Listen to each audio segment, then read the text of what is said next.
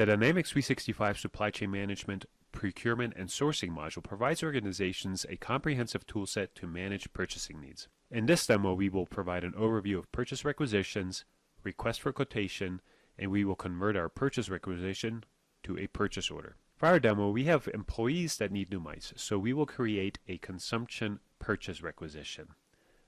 Let's go ahead and navigate to the purchase requisitions. Open Modules, Procurement and Sourcing, Purchase Requisitions, All Purchase Requisitions. On this screen, we see all the purchase requisitions for the current legal entity. Let's go ahead and create a new one, Employee Mouses, and we'll click on OK. Now we'll go ahead and add a product.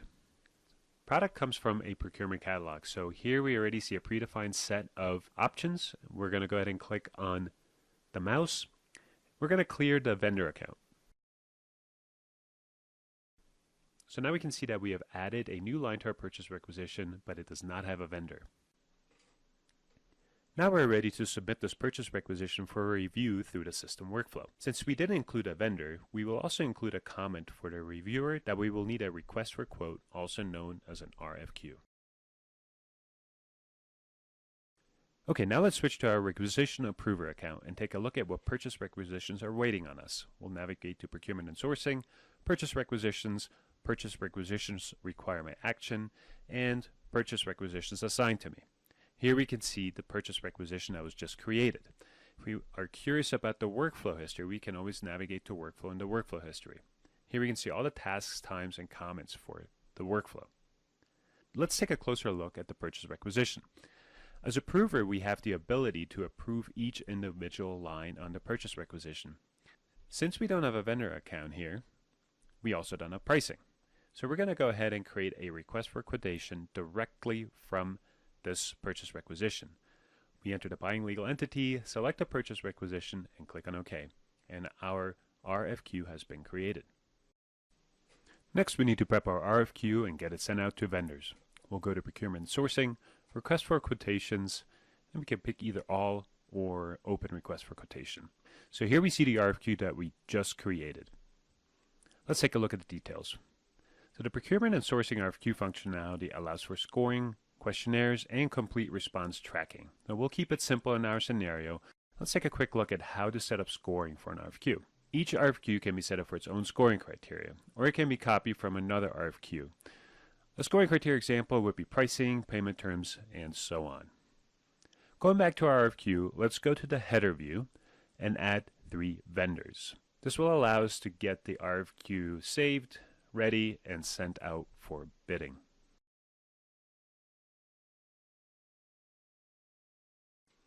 Okay, all done, and we're ready to send. We'll go ahead and select the 3 different vendors, the line, and the RFQ has been sent. Okay, our vendors have received the RFQs and have gotten back to us with bids. We can update the bids directly on the Manage Replies screen.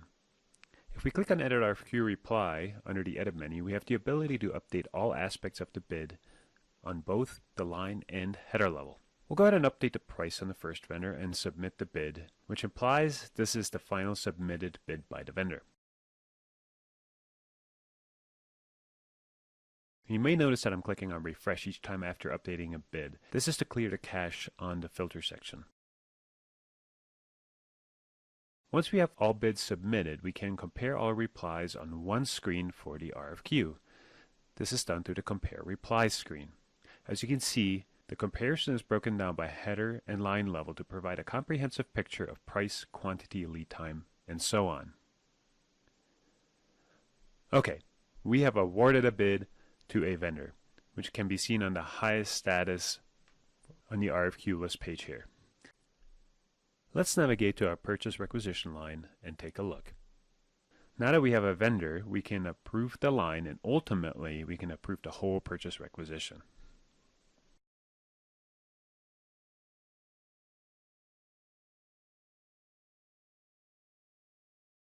We're complete. We find a great vendor, approved, and now we can go to the header level and go ahead and click on Approve, which finalizes this purchase requisition.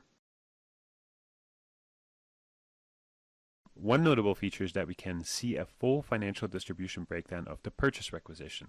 To see this, click on the Financials tab, Accounting, and View Distribution. Here you can see the main account, financial dimensions, and the dollars and cents associated.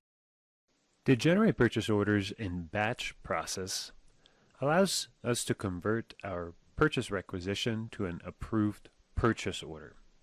So once this job is complete, we can see the purchase order has been automatically created from the finalized purchase requisition. We'll navigate to all purchase orders after we've run the job. We happen to know the exact purchase number already. And here we can see our purchase order with the appropriate line and the vendor who has won the RFQ bid.